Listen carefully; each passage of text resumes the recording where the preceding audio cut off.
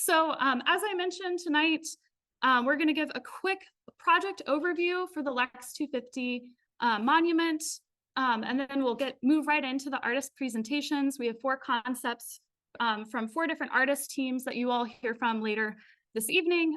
Then we will have a time for Q&A where you can ask questions to the artist directly, and then we'll talk about next steps and opportunities to provide feedback and also share what the next steps are for the concepts and for the final artist to be chosen. I realized when I both started talking, I didn't do an introduction of who we are and why we're here. For those who don't know, my name is Abby Judd. I work with the Metropolitan Area Planning Council, and we are working with the town of Lexington and the Lex250 Commission on running the process for the call for artists for the Lex250 monument. I'm joined here with my colleague Anantha Dupa, who is also an arts and culture planner with MAPC. And we also have our director of the Arts and Culture Department and Lexington resident, Dr. Anna Sengupta as well.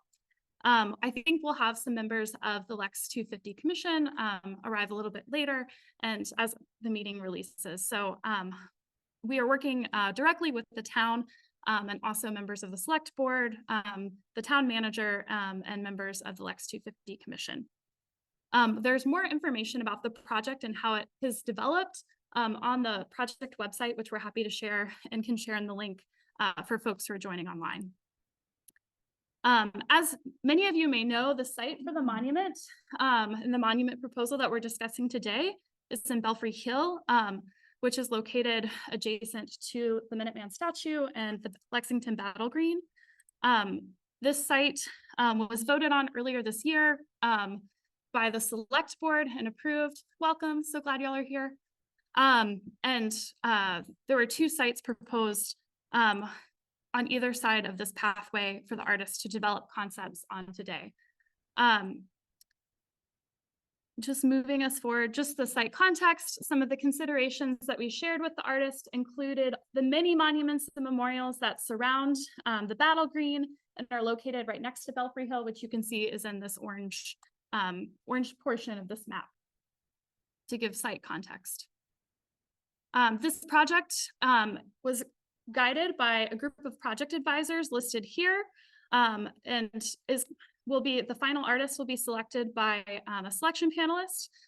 Both of these groups were self-nominated following an open public meeting, an informational meeting in August of this last year, and we accepted all of the folks who nominated to serve in these roles. Briefly, the central prompts, thematic prompts that the artist responded to came out of conversations with the project advisors, including what is Lexington and what does Lexington represent across time from 1775 to today? Who are we now? Who do we say we are? The second prompt being reflecting the events of 1775, noting that Lexington is known as the birthplace of American liberty because of the battle that took place on April 19th, 1775. And what forces and factors and sparks brought about this event? What is the role of revolution in promoting peace and change making? And what are the ways that Lexington has responded to the ideals of liberty in the last 250 years? And then finally, the third prompt being the evolution of American democracy. And how have these founding principles of our democracy and union evolved over the reality of the United States today? Where do those principles stand? What are the promises and perils of liberty and democracy, and how it has changed over time? So these are the prompts that the artists have responded to that you'll see in their concepts. And the project advisors also developed 7 guiding values that the artists' concepts will be evaluated on, including an artwork that is engaging, interactive, inspirational, inclusive, timeless, and site-specific. So we know as folks are coming in, we're just giving an overview of the context of the project, and we'll hear from the artists momentarily as they present their concepts. We'll note that this was a 2-phase process. We had 35 artists submit their qualifications, and these 4 artist teams were given less than a month, or around a month to develop their projects that they're presenting, and have gone through a technical review, and will also and have revised those concepts, and those are the concepts that they're presenting today. So the goal is really for the artist teams to share about their concepts and speak to these themes and values from the call for artists, discuss any community engagement they would like to incorporate in the future of these projects, and describe how people would like to experience the final artwork that they have here. So these are the prompts that we've given them, just to give some context. And today we're going to go through our artist teams by alphabetically by their last names of the different artist groups. So we'll be going back and forth and sharing. And for those who are those who are online, we have quite a few people joining us in person right now, and so we'll just let them come on in. But we'll go ahead and move into our artist presentation. So just for context, everyone in the room, each artist will be given 10 minutes to share about their concept and respond to the themes we just shared a moment ago. We'll go through each of the 4 different artist teams, and then afterwards there will be a time for Q&A. For those who have just joined us online, you can use the Q&A feature to submit your questions. And for those in person, if you want to use the note cards provided in the back to write down any questions that you have for artists, the Q&A period will be reserved for both questions. You can ask questions to artists both directly and also to all the artists altogether. But once you have filled out the note card with your question, please hand it to Ananth and we'll go ahead and direct the questions. And again, today's questions, we really want to focus on the concepts and what the artist can speak to. And if there are questions about process and other elements of how this process has come together, we're more than happy to speak about that, but we want to honor the artist's time. And with that, I want to go ahead and do a quick time check to see where we are.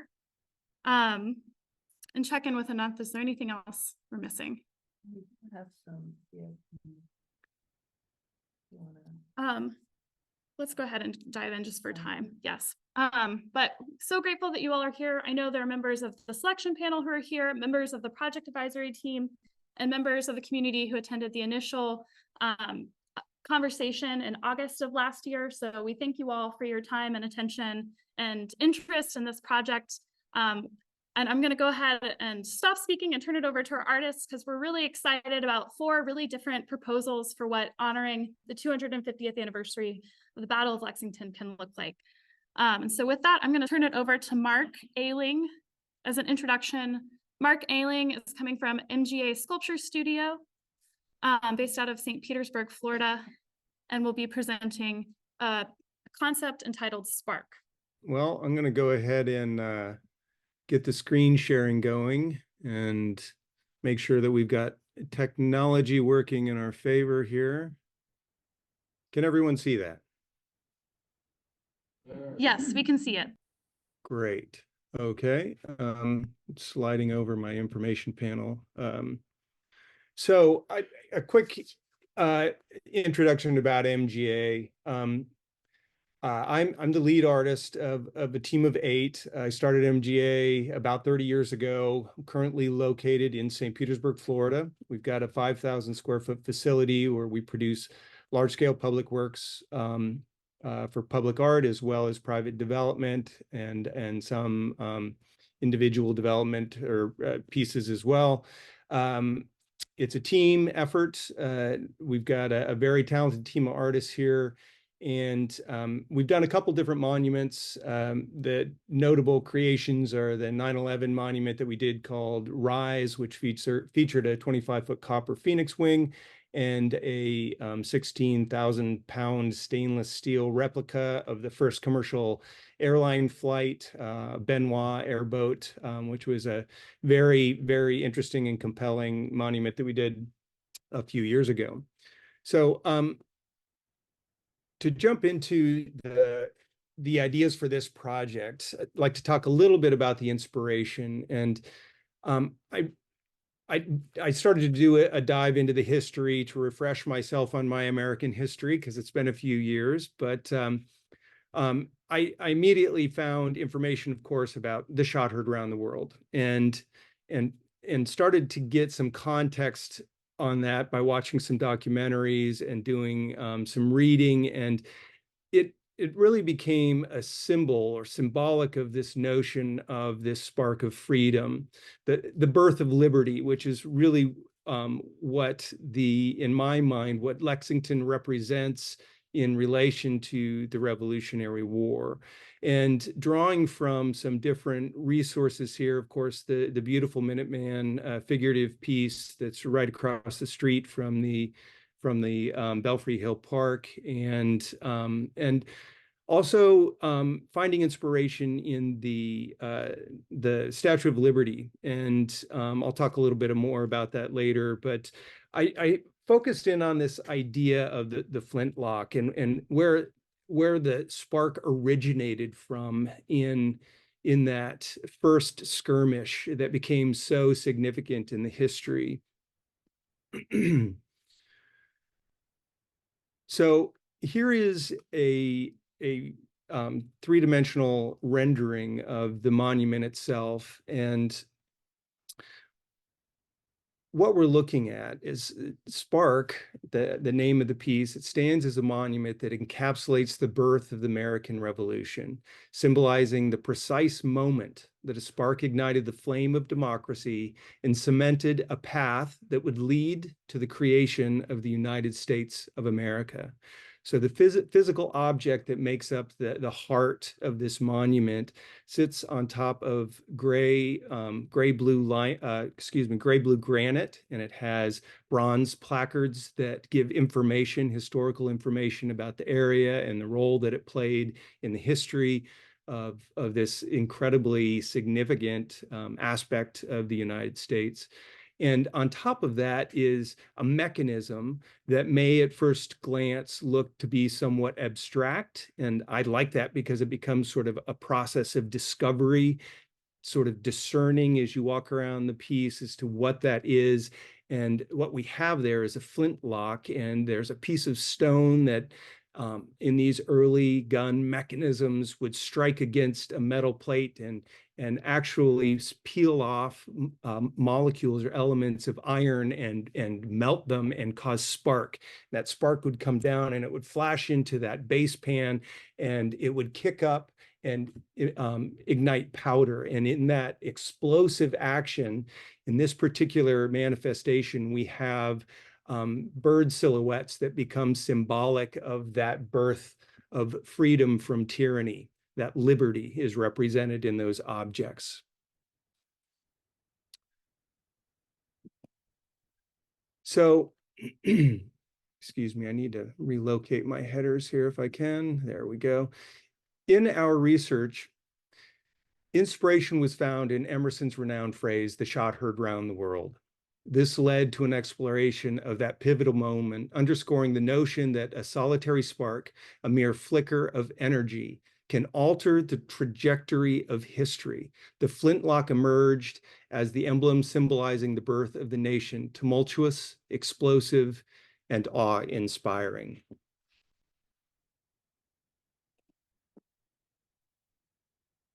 Currently, what you're looking at and what we're exploring multiple iterations of the monument. This is a work in process. This iteration features a blank placard with text to be determined, which will utilize aspects or information from the community feedback and from the committee. That input will be incorporated to make this in-depth and complete. So the idea here is, or what I'm trying to communicate is that it's not realistic for me to be able to encompass or encapsulate the full depth of the history of the area in a few brief weeks of research. So I hope for a collaborative process there, an interface, a back and forth to be able to flesh out what kind of text and what depth should be included in that. Additionally, eagles are strategically placed, as I mentioned, amidst the sparks as a symbol of the birth of liberty. The Statue of Liberty has also been The resources of that or reference to that has been drawn through the use of materials. We've got bronze with a verdigris patina here. And we're also using a gilding process with stainless steel to accentuate the spark quality of that steel component. So here is the monument in its environment in the Belfry Hill Park. And I chose to focus on the second location because I thought it was the best spot to sort of centrally focus a monument component. I felt the other one felt a little shoehorned from my perspective. And my goal here was to create an object that that centered that monumental focus and felt very substantial. And here we have a fly through or a flyby from the street, what you see coming up that path. And we get a sense of the mass of that piece. It has a sense of importance. It carries a sense of weight and significance to it. There's a process of discovery. There's this light, sort of bright, explosive energy that comes from the top of it. And it's something that can definitely be discovered through the process of interacting with it. I believe I'm down to just a couple minutes left here, so I just want to talk a little bit about next steps and kind of where we go from here. As currently manifest, the monument is about 20 feet high and about 17 feet long, and these dimensions may shift or be modified slightly as the piece continues to develop and I get a good feel for how it functions in the space. I tell you what, it's only in the last day or so that we've been able to pull the video together, and just watching it a few times is really, really helpful for getting a sense of the scale. I'm happy to talk more about the budget and timeline, but I'm going to leave that to questions for anybody who wants more information on that. We do have a 5% contingency for variables that evolve during the process of developing in the piece, and we're looking at about 10 months in the studio. Thing I think is most important to note is that this is a concept, and it represents a preliminary draft. And the studio, myself and my other artists are confident that if chosen, we can collaborate with the committee and the community over the next few months to enhance and refine this idea. Throughout this process, we aim to make further discoveries and adjustments to fully realize a cohesive and visually appealing concept. Currently, the spark part of the sculpture and the placard require the most attention, and they're probably the least developed. As I look at the spark, it's a placeholder. And obviously this has to go through structural engineering, and we're already looking at ways of manifesting the energy and essence of that, where we're going to be making an object that some reckless, drunken college student can climb all over and it doesn't impact the piece. So all these things go into the making of this, and this is a very important project, and I would hate to limit the conceptual component to 3 weeks. So what I'm trying to communicate is it's a placeholder, and we're going to continue to evolve it with feedback. And with that, I'm going to leave it for anything else for questions. Thank you so much, Mark. Really appreciate it. I think we're going to move on to our next presentation. If you don't mind, stop sharing screen, and we'll save all of the questions again for those who joined us a moment ago. We'll do a Q&A that you can ask specific questions to each of the artists, or general questions to all of the artists in a moment. Our next artist is from Miriam Gusevich from GM2 Studio, and with Gonzalez for graphics and video, and Larry Borens, who's the local project manager. Miriam is based in Washington, D.C. And we are going to start off with a brief video. Just one moment.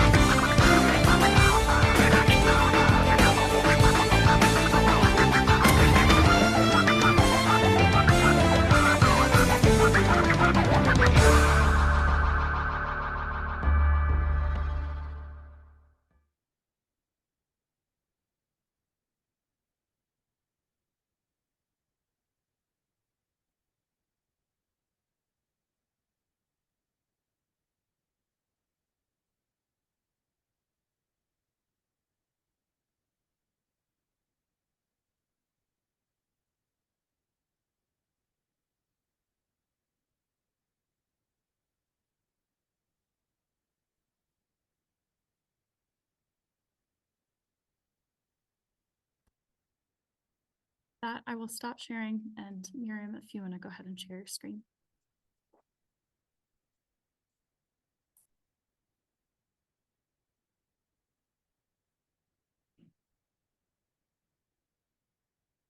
Can you all see it?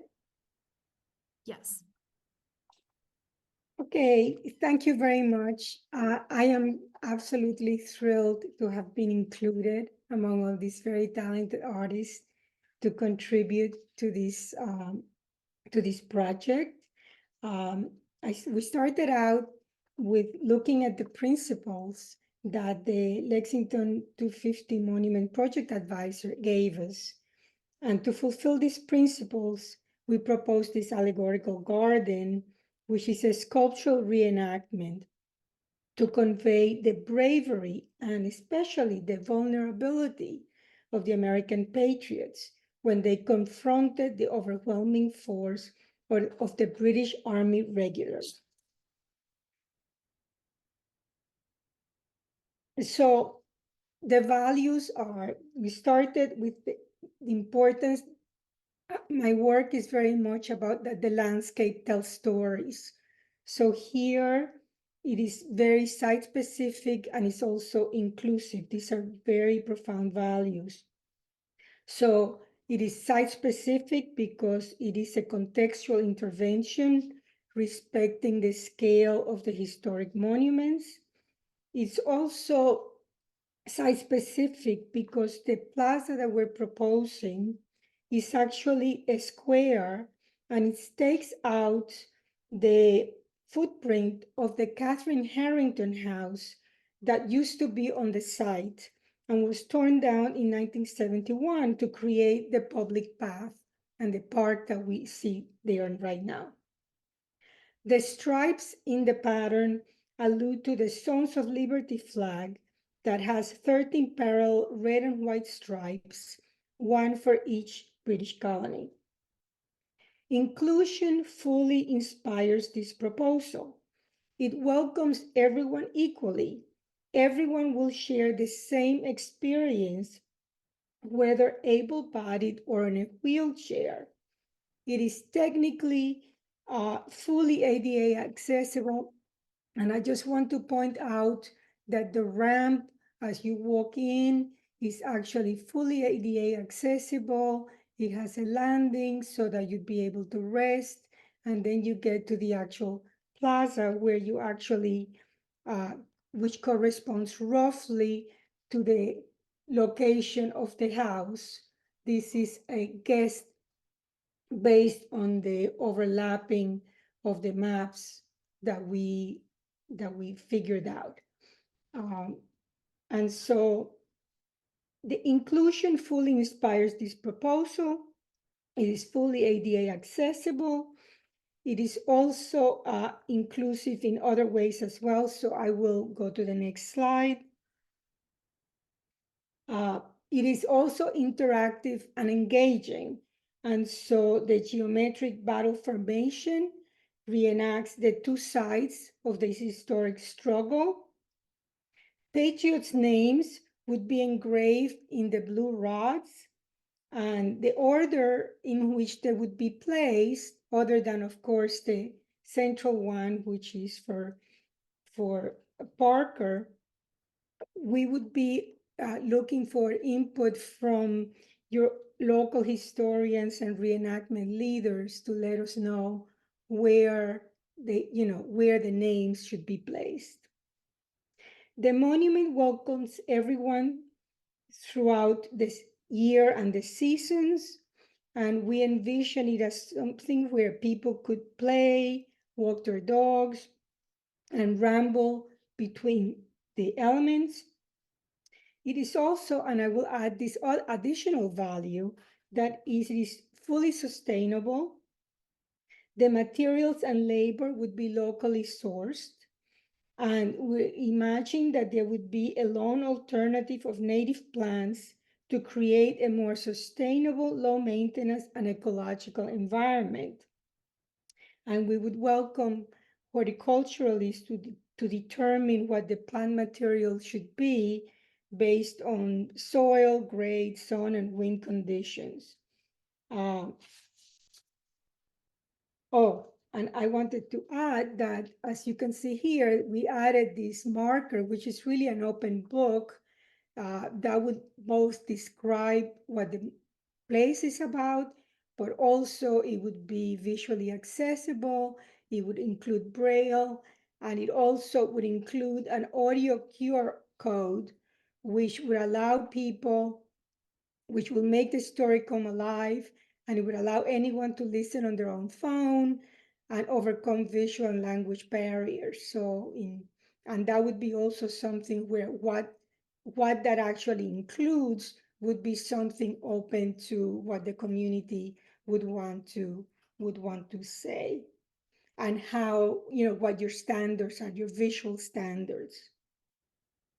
And last but not least, this is meant to be an inspirational and timeless space. We envision the monument as both as really a space which will welcome everyone to learn, that creates an opportunity for classes, citizens of all kinds, visitors, classes, and tours throughout the year, and that this would be a place for people to learn the history, to honor the heroes, reflect on the meaning of liberty and sacrifice, and to actually debate and exercise our democracy. So it is, in that sense, a very active place. Okay, that's it. Thank you. Wonderful, thank you. And again, for those who might be joining us online or in person, we'll have a Q&A session for all the artists right after the presentations. Our next set of presentations is from artist team Zach Landsberg and Thomas Robinson, who are coming to us from New York City and Brooklyn, New York, to present their concept for the Lexington 250 monument. And with that, I will stop sharing my screen and give it over to you both to go ahead and get us started. All right, cool. Hey everybody, I'm Zach.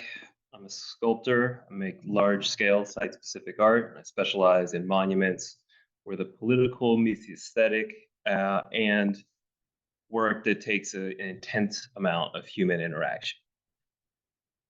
My name is Thomas. I was born and raised in Concord, Massachusetts. Now I'm an architect, designer, and builder based in Brooklyn, New York. My focus of work is really focused on creating beauty in the deepest sense of the word.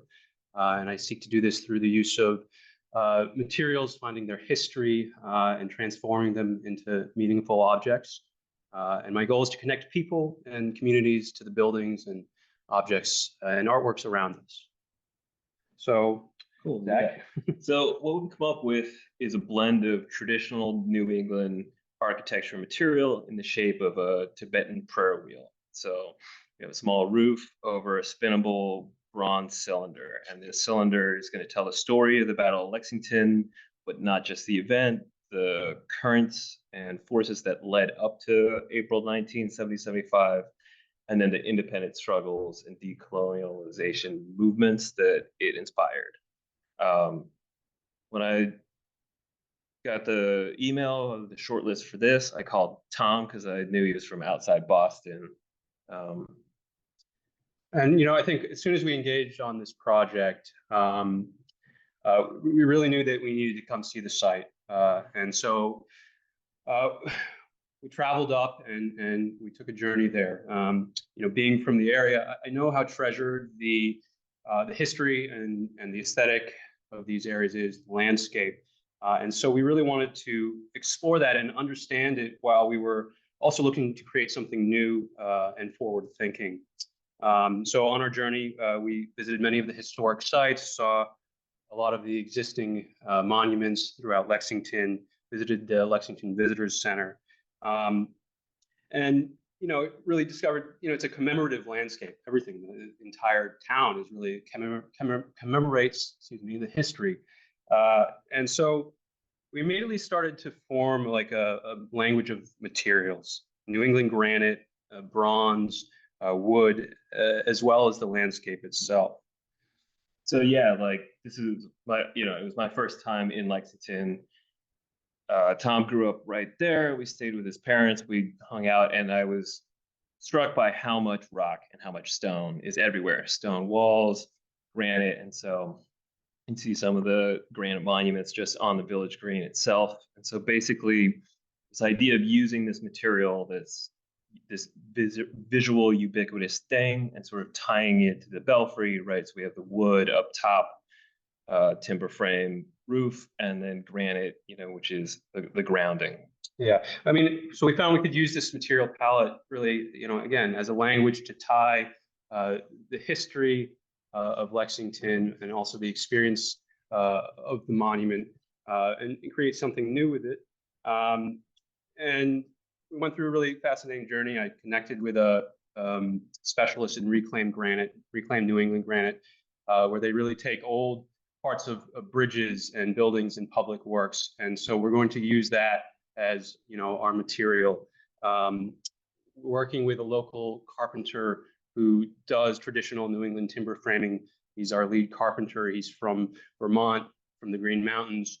And again, tying this piece to a vernacular of architecture that's used throughout the White Mountain, Appalachian Mountain huts, and these kinds of things. Cool. Next slide. Sorry. Forward, yeah. So what is on the wheel? So basically, we're using the map of the Battle of Lexington as a convergence point. And this is the same one that's in Buckman's Tavern that's kind of burned inside the brains of everybody from the area. So we're doing it in the style of scrimshod carved powder horns, which is like a distinctive style of the region and of that time, which combines words, pictures, images, designs, maps, and engraving that in this wheel of bronze and sort of mixing that language with kind of etchings. You can see a Paul Revere etching of Philip I, kind of Native American chief. And so like what we're talking about is, the story of the colonists, their interactions with the Native Americans, how that shaped the lead up to the battle, but then also the independence movements and revolutions that the Battle of Lexington and the Revolutionary War inspired. So it's kind of this incredible moment in history. It's such the battle was in one day essentially, and yet so much came out of that. It's connected throughout stories of revolution and independence movements throughout the world. And so we found that kind of wrapping this tapestry around the wheel really created this interwoven story. How is the moment in Lexington, that moment, connected, through to other movements throughout the world, but also finding a history to what was there before and how that was connected. So wrapping it around and kind of telling that story really weaves everything together.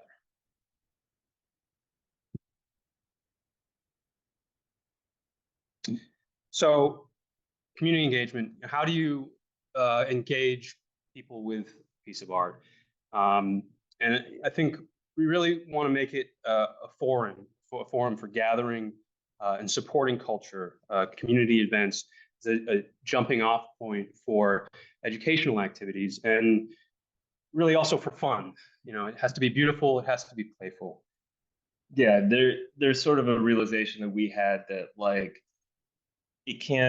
we don't want this monument to just be an object of commemoration, that like the touching is important. There's a kind of visual and physical metaphor of spinning this wheel of history of revolution, and just sort of talking, on our trip up there with friends and stuff, we realized like we want to make something that you could bring the kids to, right? And so, create memories. And I think that's such an important thing here. So we have a native garden here, and that's kind of the third part, or this part of the piece that ties it into the ground. And I think there's things we can do with native plants, deliberate specific seeds, and to tell a story and really ground and tie this thing into the ground. As part of this, we connected with some local gardeners and also did a study of invasive species in the area right in the park, and discovered there are some. And included in our work would be the process of, through a volunteer-led program, engaging public, removing those invasive species and replacing them with native flowering plants, and creating this garden area. And I think this is also a really nice way to commemorate and acknowledge the history of the land before, and also Native American people. And we've engaged with some Native American community members to discuss traditional seed sharing and finding some plants that have a history of this land, can grow here. We've looked at, Well, yeah, and then we have also a kind of opportunity to invite people in to decorate it, to add things to it. And so we were up there around Chinese New Year, and so this sort of quaint New England ye old architecture had all these lanterns on in the library and here, and so that kind of like, the house, the roof, the space is inviting, and we're trying to create a thing that is participatory and inviting, and that an anchor where other things can happen around.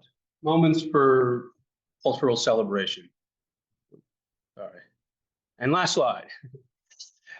So again, we really wanted to make something that was proportionate and brought people into the park, drew them in, but without making it feel overbearing. We, witnessed how people use the park, passing through, walking with their dogs. So it's something you can experience from a distance, you can engage with it, or you also can just enjoy it.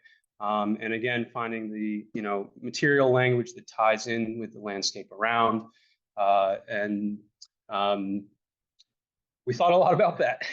Tom and I went back and forth when he was there. He was like, 14 feet is a lot different than 10, because it is really close to the neighbors.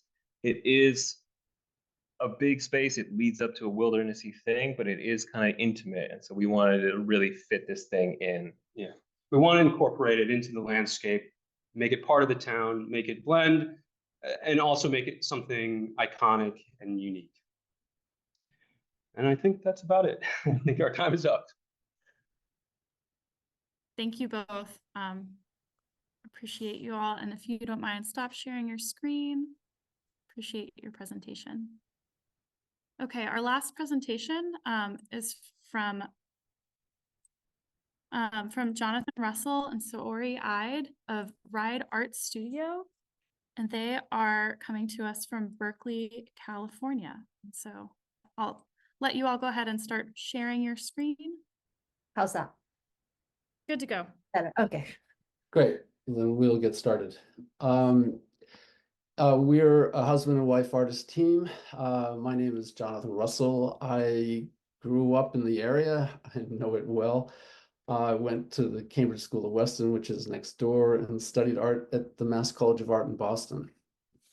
And hi, everybody. My name is Saori Ide. I'm originally from Japan. I came to the United States about 35 years ago and studied environmental and installation art at the University of New Mexico.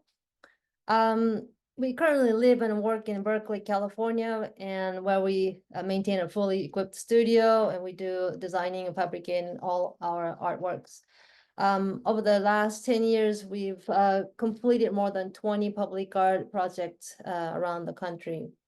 Yeah, and just here are a few quick samples of our past works. This one is titled Dialogue. It's 3 columns that we like to think of that talk to each other in a dance of circular movements. Obviously, it's kinetic. This one is called Harmony Tree. It's situated in the Morgan Hills City Hall Plaza. You can see woven copper harvesting baskets. They set the sculpture in motion, and at night they illuminate. And then this one is lanterns. The lanterns, the spinning in the wind, celebrate the active lifestyle of the residents of the community. This one, the upper portion of the sculpture turns, and each one of those lantern objects turn as well, and they also illuminate through the circles.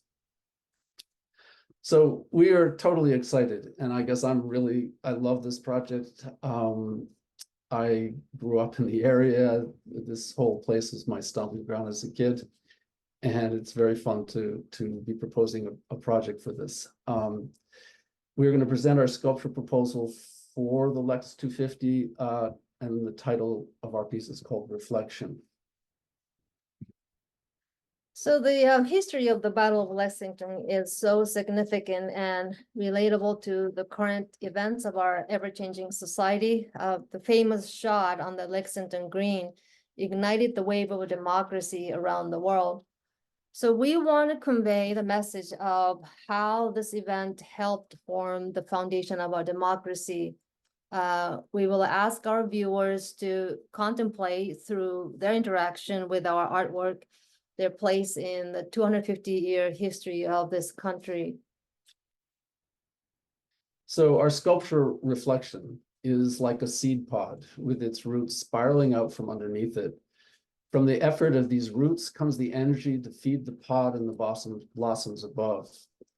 While the sculpture is meant to allow the viewer to reflect on the meaning of the gathering on Lexington Green all those years ago, it also looks to the future and our place in it. So unlike a static piece, our sculpture is kinetic. It has, in a sense, a life of its own as it interacts with its environment. We want viewers to enjoy the gentle movements as the sculpture responds to the wind and engage with it in what we like to call it, think of it as a silent conversation. So this animation here shows the sculpture situated within the park. It will be completely accessible, and wheelchairs can easily come up to the sculpture. Materials have been chosen with this to harmonize with the surrounding environment, making it feel like it belongs in this location. And scale was an important consideration as well. We designed it to be tall, yet not too massive, because we wanted to give viewers an intimate connection with our sculpture, one that they can interact with. The sculpture invites people to enter at the base, touch the surface, and see themselves reflected on the three polished surfaces within. This allows viewers, both young and old, to actively partake in and become a part of the narrative of the sculpture. The sculpture has kinetic movement as well. The entire upper portion moves slowly with the wind, while the groups of diamonds independently move or turn within the stainless steel circled frames. The sun will reflect on these moving surfaces and create a jewel-like visual effect. It also will cast moving shadows on the ground, activating the surrounding space. So next, let's talk a little bit about the symbolism. There are multiple layers of narrative, and you can interpret the sculpture in a lot of different ways, but we'll show you some of them here. So our sculpture Reflection will sit on a 10 feet diameter circular concrete base with 77 inlaid circle spiraling towards the center. These represent the 77 Minutemen coming together for a single cause. They are the root, giving sustenance and energy to the seed pod of ideals above. So the sculpture can be likened to a tree. A tree is a symbol of strength, growth, and resilience. Rising up from the vortex of this inlaid circles are three pillars. These are the main support of the three and represent the expressed ideals of the American Revolution: life, liberty, and pursuit of happiness. And like a tree taking nutrients from the soil to nourish its leaves above, these pillars draw on the efforts of the 77 Minutemen. That number might be changed. Mounted above the pillars are the fruits of this effort, as represented by four circular forms. Within the circles are 50 diamonds that are spinning in the wind. These represent the 50 states of America. They can be seen as having grown and sprouted out of the ideals of the American Revolution. As they freely move with the wind, they convey the idea of the independence and freedom of expression. So as the diamonds move freely within their circles, the upper section of the sculpture slowly turns with the wind as well. So this describes the idea of individuality while at the same time coming together as a cohesive unit. And this really describes e pluribus unum, out of many, one. So we invite the viewer to step inside the sculpture. And once inside, they will see themselves reflected in the mirror-like polished inner surfaces. Here, we are asking people to reflect on the idea that each one of us is at the heart of this fragile plant that we call democracy.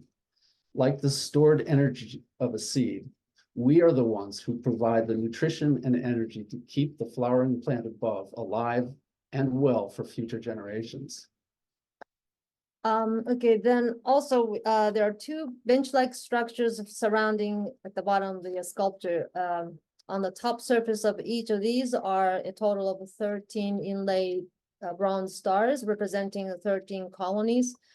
One end of each bench is slightly embedded in the ground as if coming out from the surface, signifying the road that these colonies have traveled as they gather in support of the founding ideals of American Revolution. So we've shown you the location in one location. But we also are just as happy and like the site 2 as well. Site 2 has the advantage of a 360-degree access, but site 1 has also some interesting aspects in terms of its position. Again, like Mark had said, this is a work in progress. We are always going to be doing it, and given that it's public art, which means we're very much interested in feedback, and the design can change. We look forward, in that light, we look forward to working with landscape architects to finalize the placement and layout of the sculptural elements. So for the materials quickly, we chose corten steel for the base and the upper branches of the sculpture. The corten steel is naturally weathering and will give the sculpture a rustic feeling. We thought this will harmonize well with environment and complementing the Belfry Tower and the Minuteman statue. The circles above on top will be fabricated in stainless steel, which celebrates the timeless aspect of the sculpture. And diamonds you see there are a combination of a copper and brass. And we should talk a little bit too about maintenance. The kinetic elements are designed to withstand wind loads of over 125 miles per hour and withstand extreme weather conditions. And we have sculptures installed, kinetic pieces installed in Florida, where they're required to have 150 mile per hour specifications. And I also have a piece installed in Boston that's been there for 30 years. That's kinetic and is maintenance free as well. So for this project, we'll be using non-corrosive ceramic bearings that require no maintenance. They're rated for over 50,000 RPMs.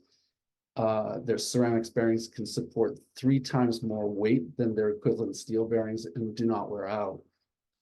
And I think that's where we're coming to an end, but we're happy to talk about how the public can interact with our sculpture, how we can do things. We've talked with a number of people, school teachers and the Historical Society, and they're all interested in doing some kind of interactive projects with us regarding the sculpture, especially educational interactive projects. And thank you so much. Yeah, that's it. Thank you. Great. Thank you all. All right, so now we're getting to the portion of the evening where we'll go through and do Q&A. So for those, what we'll do, if you have any note cards in person that you'd like to hand to Ananth is walking through. If you have questions for the artist, we'll have an open Q&A to answer any of those questions directly. And also, I just want to take a moment before we jump into Q&A just to say thank you so much, the artists. I know that they've spent a lot of time back and forth trying to figure out the exact specifications, and think they all deserve a round of applause just generally. So, thank you.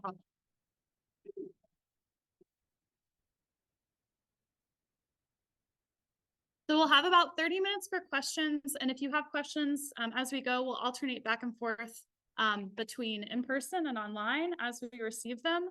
And let me just see if there are any other pieces. Yes, and if you can use the Q&A function online, we ask that you submit written questions, and we'll go ahead and make sure our artists are spot lit on screen so everyone can see them. Make sure everybody is visible. All right. Oh, I'm missing one. There we are. Okay. Just making sure, artists, you are all visible for folks here in the room. So you are all first and foremost. So the first question is, can you show a map with which are on what sites? And so this is a question, if for each artist, if you can speak to, there were the two sites that were proposed, site 1 and then site 2. And maybe if folks don't mind just sharing which site you chose, and if you can share a map of each of those from, or one of the images that you have from your concept that demonstrates where those concepts are located. And we can go in alphabetical order. Again, sorry to put you on the spot, Mark, if you have one open, and we'll go in the way that we presented. I'm just going to click through this real quick.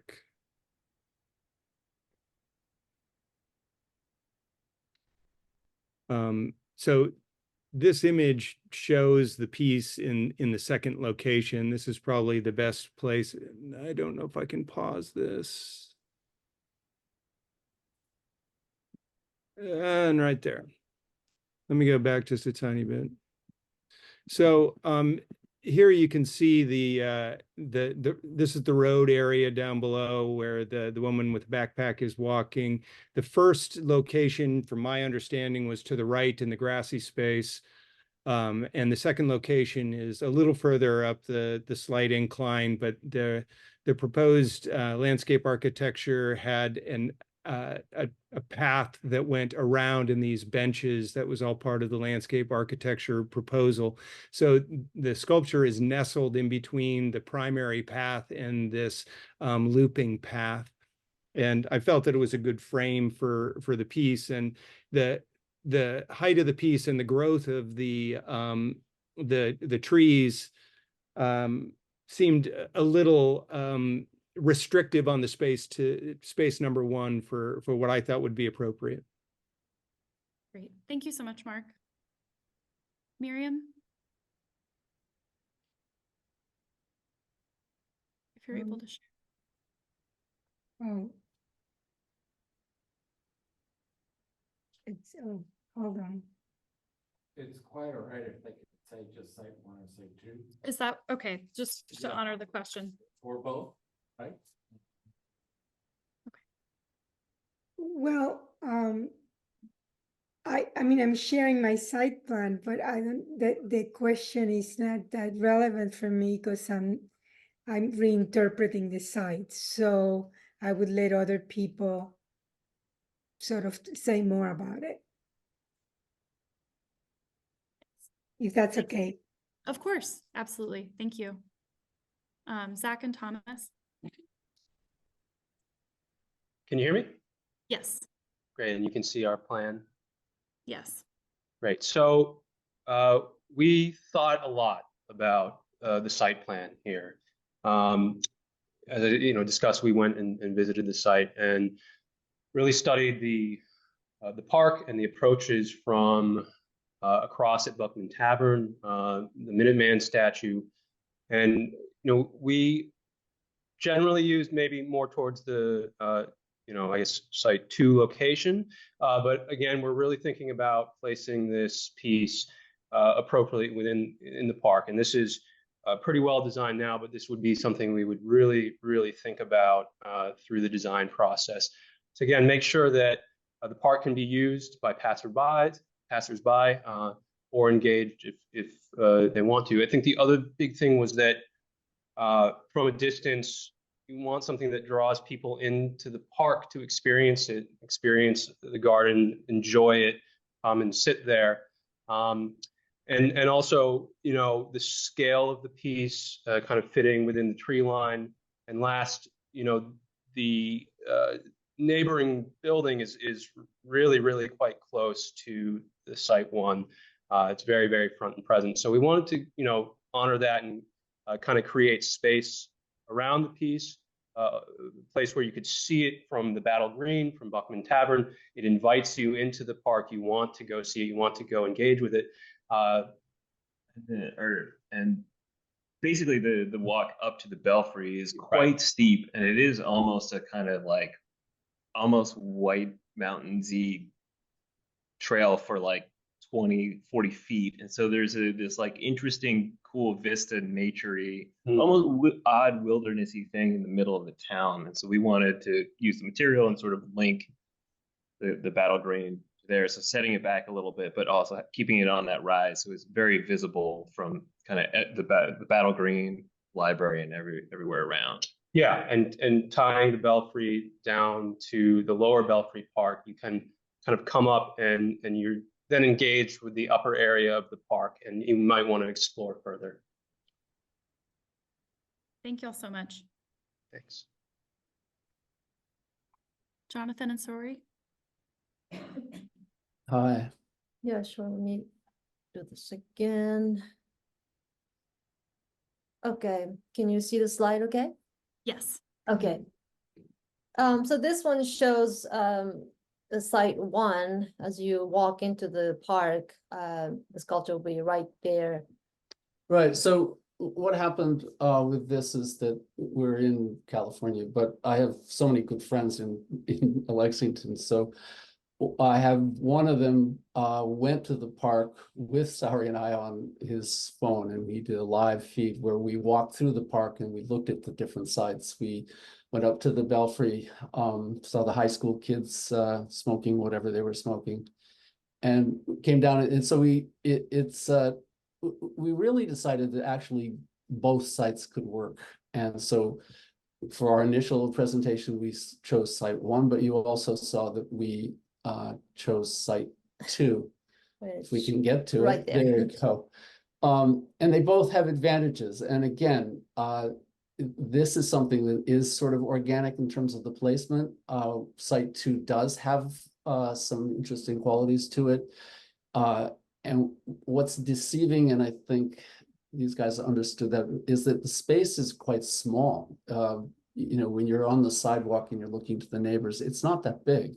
It's really right, you kind of get a little bit, you're surprised by this. There is not that much space. So space 2 might be the best one, might work to the best advantage. But again, for us, we thought actually either one of the spaces could work. So yeah, so for us, it was a combination. It was one. We could go either way. Yeah, we could go either way. Great. Thank you all. Now I'm going to go to online. The first question that we have is for Zach and Thomas. And you may have spoken to this, but I'll go ahead and read this out. But has there been any thought about what would be in the wheel? Declaration of Independence, Constitution, citizens musing on our country, etc. Oh, like inside? Or? I believe it's in the wheel. So yeah, I guess the traditional Tibetan prayer wheel has a mantra on the outside and then a bunch of mantras wrapped up on the inside. So when you spin it, it kind of activates it. And it's as if you're saying kind of tens of thousands or hundreds of thousands of mantras at the same time. I think the question is a little more maybe towards content, though. I'm sorry, I'm just, is it this prayer wheel artists, has there been thought about what would be on the wheel? Declaration of Independence, Constitution? Is that the question? Yes, that's the one. Okay. Yeah. Yeah, so I mean, I think there's an opportunity to have people potentially put stuff in there, or like I feel like a lot of our stuff, and maybe Tom and I's worldview, is kind of messy, kind of stitching things together, multiple viewpoints. And so I don't want it just to be the Constitution or whatever in there. I would, if we were gonna like put something inside, I would almost like want like the elementary school kids to put a bunch of different stuff in there and just stash it like a time capsule.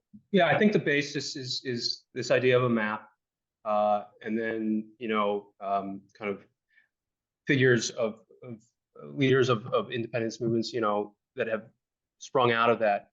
There's a lot to be done still in the artwork here. So I think certainly text and writing, we've talked about, again, incorporating Braille into this. There's a lot of opportunity here, and I think that's something we would really continue to explore, the history and the wording and how this artwork conveys that moment in history, Lexington and beyond. Wonderful. Thank you all. I'm going to take it back to a question we got in person. One of the important aspects is the respect of the existing features and not competing with the Minuteman statue or the Belfry. Describe how the size and scale of your project is doing that. And I think we can go in reverse order maybe this time to mix it up. And describe how the scale and size of your project is not competing with the Minuteman statue or the Belfry. Yeah, so for us, we we're on, right? Can you Yes. hear us? Yeah. Yes. So for us, that was very, very important part of our designing, the scale and the choice of material, knowing what was around and what type of materials they used and the size of the statues and Belfry Tower. And so our sculpture is about 15 feet tall altogether. We can go back to the slide if you want to, but so they're not too large, too big to take over the space. We wanted to make sure the sculpture actually sort of sits, it looks like it belongs there and it creates their own space as well.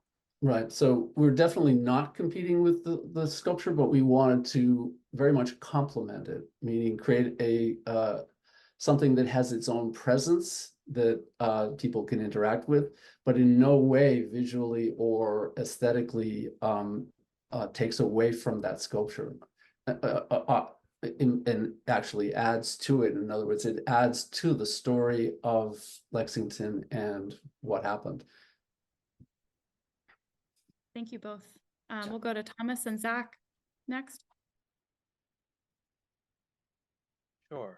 I think initially I really wanted to compete with the Minuteman or with the Captain Parker statue, excuse me, and kind of tussle with that. But I think we had a lot of discussion about Revolutionary War stuff and like sort of saw what was kind of covered with the history and whatnot. And so I think what we're doing is materially tying this in, right, with the granite, with the materials that belong and are existing in the green, and then stitching it materially also in the shape of the roof to the belfry. Yeah, I mean, I think there was, again, this idea where we wanted the piece to be sort of a transition between the battle green, Minuteman monument, and then up to the belfry, and respecting both of those monuments. And this is a piece that you can really, ties them together. I think part of this design is that there are, these reclaimed granite benches. You can see back down to the Lexington Green from this area, right? So, there's really a beautiful vantage point back down to the Minuteman statue from here.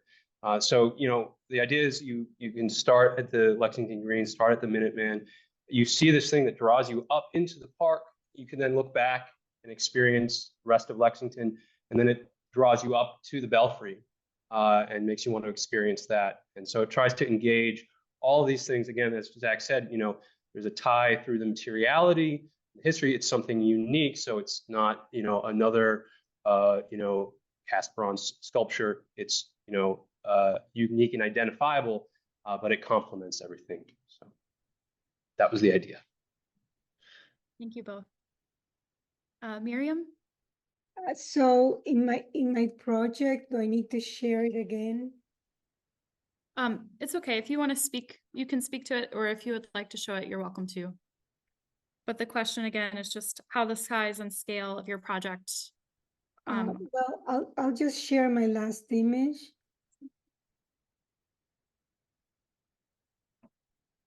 So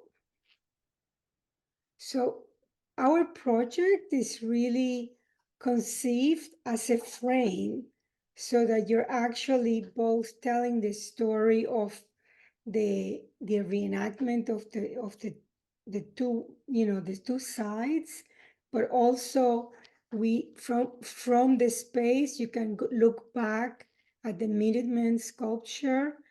This is much lower. Our rods are about 8 feet high, and we figured, because we built the actual Minutemen sculpture, and we figured that was around 20 feet high. And and equally the same thing, the scale of the belfry. I would say that it was very useful for me to hear our first initial meeting where that question was raised, because I had initially thought more in a very different way. And after hearing how people were so concerned about the scale and the importance of these two icons, I sort of reconsidered and looked at the project. That's why I call it the Path of Liberty, because it's really very much about creating a destination, but also it's about the connection between the battle green and the belfry, and that whole sequence, but also it's a place in itself. Thank you, Miriam. Mark?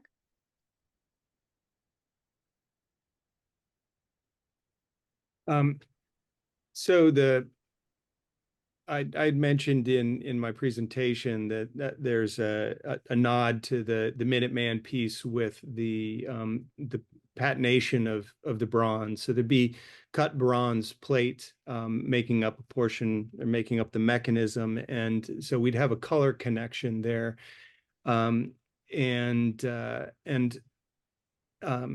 I chose that second location because it's tucked back in a little bit, and I think it's a little more intimate, which I think is important, so that each one of those moments has a chance to have its own presence. And